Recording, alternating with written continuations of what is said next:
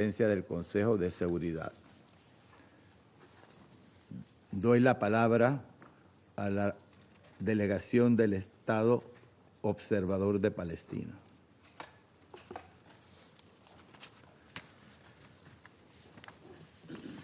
Thank you, Mr. President, for convening this meeting based on a request supported by nearly every member of the Security Council to address the grave situation in Gaza and further shocking developments. Allow me also to thank ASG Yancha for his report and also Mr. Raja Singham for his briefing. Mr. President, Israel is killing Palestine in Gaza. That is its objective. And there, over 2 million victims are enduring unbearable agony that the human mind can barely comprehend. We are not allowed to fail them any longer. We do not have the luxury to feel guilt or shame. We owe them to act now to stop this genocide. Mr. President, there is something undeniable. Israel does not care about what we say, what you say. It is obvious. The only thing that matters now is what we do. What will force Israel to change course is our ability to transform justified condemnation into just actions. And history will judge us all. We appreciate the description of almost all of you of the deepness of the pain and the tragedy that our people is enduring. While this is okay, it is not sufficient. You have to act. You have to do something about it. You have to stop it. Otherwise, this analysis and description does not mean anything if you do not do something to stop it. And you have tools available to you to do so.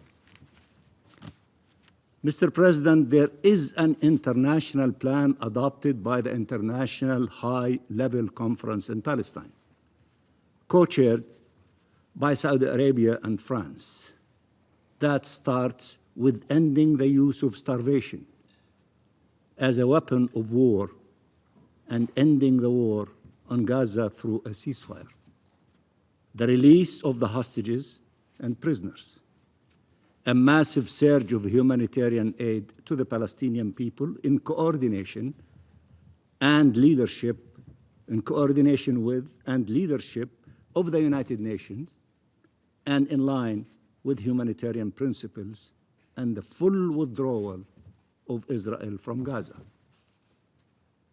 The plan further foresees the Palestinian National Authority resuming its sole governmental and security duties in the Gaza Strip with regional and international support, and Hamas handing over its weapons to the Palestinian National Authority in the context of an end to the war and in line with the objective of an independent Palestinian state. It sets forth an irreversible pathway to an independent and sovereign Palestinian state leading to shared peace and security and regional integration. Many of you referred to the results of that historic international conference about 2 weeks ago here in the General Assembly. If Israel's concerns was actually the end of Hamas rule or Hamas disarming, if its concern was actually security, it would have rallied this plan and should have been happy to see this plan adopted by almost the entire international community. Israel is seeking to cement its full military control over the Gaza Strip and is prolonging this war not to end Hamas rule or to disarm it, but to prevent independent Palestinian statehood. That is the truth. The Israeli government has said that clearly over and over again. Somebody was referring to the statement of Prime Minister Netanyahu. He doesn't want to see a Palestinian governing body overlooking the affairs over Gaza, but somebody else, not Palestinians. He said it. It's not a secret. It's not an accusation. It's a fact. Israel proved long ago it was not concerned by the fate of the hostages.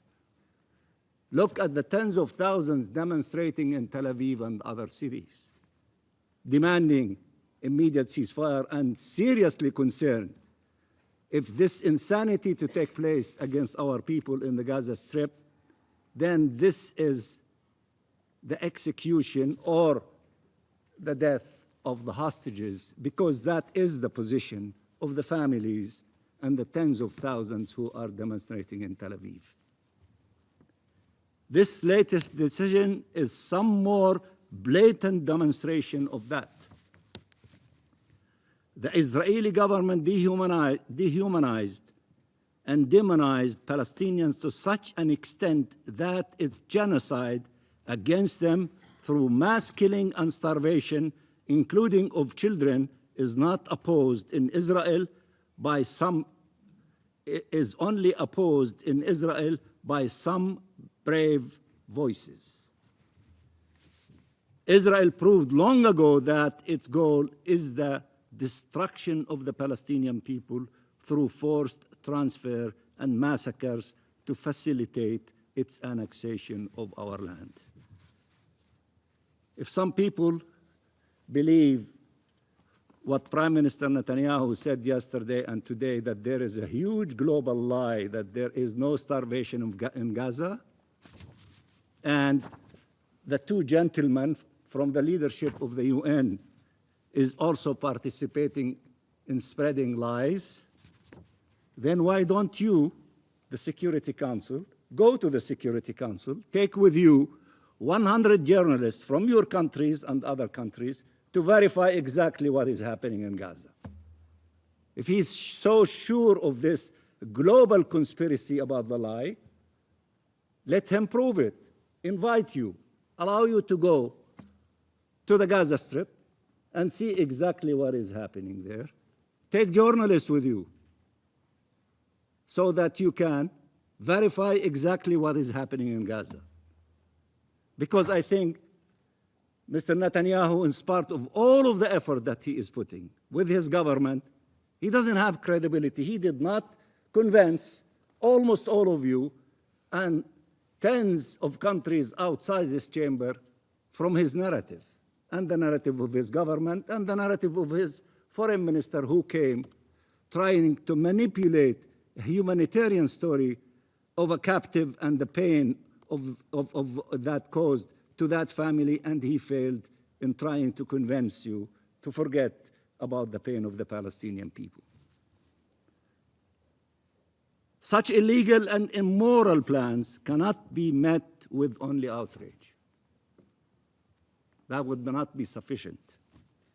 They require the mobilization of all the tools available to stop them, and we really appreciate the massive reaction from almost all countries in all corners of the globe, whether Arab and Muslim countries, or European countries, or countries that are sitting around this table, in condemning, as 5 of them stood outside this chamber in a brave way and principled way, not to please anyone, not to reward anyone, but to act on the basis of principles and conviction in condemning this plan by the Israeli government and demanding that they stop this plan, not to allow it to be implemented and to reconsider. Israel proved long ago it does not care about the Charter, international law, or the resolutions of this Council if not accompanied by consequences.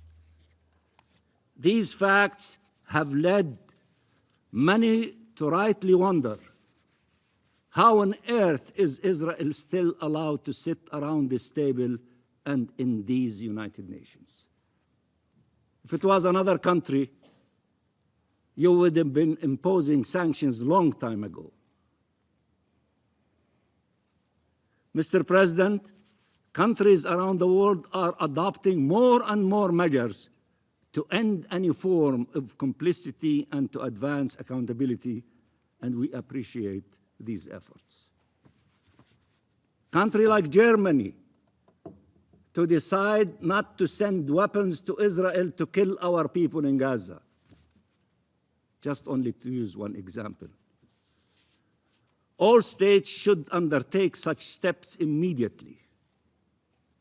Of course, it would be wonderful if you implement your resolutions, and would be excessively wonderful if you adopt additional resolutions with measures. But if these are not possible, act in your national capacity. You have tools available to you, in addition to the tools available to the Security Council, but you have tools available to you in your national capacity. Many of you are using them. I urge others to use them, and to ask others to do many other things, including the recognition of the State of Palestine. All states should undertake such